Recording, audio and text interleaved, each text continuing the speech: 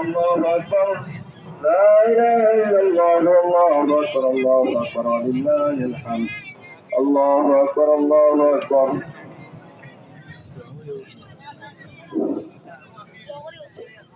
الحمد لله رب العالمين حمدا يوافي نعمه ويكافي مزيدا